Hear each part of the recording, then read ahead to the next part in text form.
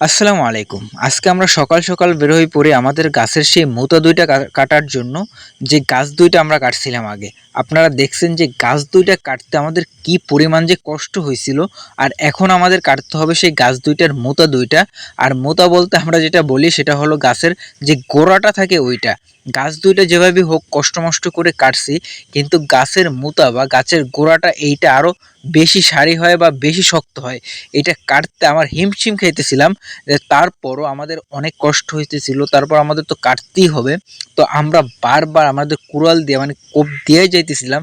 কিন্তু এইগুলো আবার তো আপনাদেরকে আগের ভিডিওগুলোতে বলছি, এইগুলার ভিতরে যেটা থাকে সেটা হলো নারিকেল গাছের যে আঁশের মতো থাকে ওই রকমের শক্ত থাকে।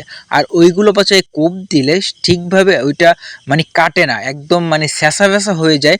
তারপরও কাটে না। কাটতে প্রচুর পরিমাণ কষ্ট হয়। তো তারপর আমাদের তো কাটতেই হবে। কারণ এইটার অর্ধেকটা পরিমাণ হলেও অন্তত কাটতে হবে। কারণ আমরা যে গরুর ঘরটা বানাবো সেইটার পিঁড়াটা পড়বে এই গাছের ভিতরে। আমরা যদি গাছটা না কাটি তাইলে আমাদের ঘরটা আরও ছোট হয়ে যাবে। এই জন্য অন্তত অর্ধেক হইলেও এই গাছটা আমাদের কাটতে হবে। মানে নিচ থেকে উপর পর্যন্ত অর্ধেক হইলে এক পাশ আমাদের অন্তত কাটতে হবে। তাইলে আমাদের পিঁড়াটা ঠিকভাবে পড়বে। আমরা যে ইট দিয়ে যে পিঁড়াটা বানাবো চারপাশে, তো ওইটা ঠিকভাবে পড়বে। এই জন্যই আমাদের তাড়াহুড়ো করে গাছটা কাটা।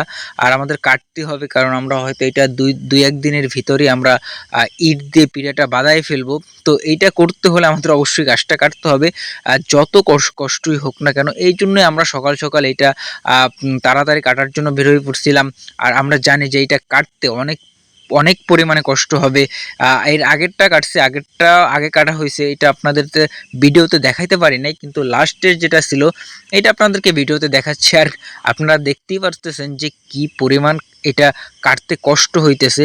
তো পুরোটা আসলে কাটতে পারি না, আমরা ওই অর্ধেকটাই কাটছি, যতটুকু আমাদের লাগে আর কি। যতটুকু মানে কাটলে আমরা ইট দিয়ে ভালোভাবে পিঁড়াটা বাঁধাইতে পারবো ততটুকুই কাটছি। আর বাকিটা আমরা শেষে রেখে দিছি।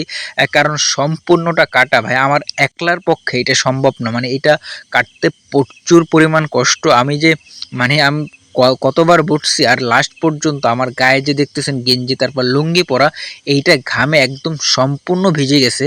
মানে এত পরিমাণ কষ্ট হয় এইটা কাটতে। আর কুড়াল দিয়ে কোপ দিলে তো ভালোভাবে ঢোকে না। তাই আমি বারবার কোপ দিচ্ছিলাম, মানে এক জায়গায় যে যাতে বারবার কোপ দেওয়ার পরে এটা আমরা কাটতে পারি।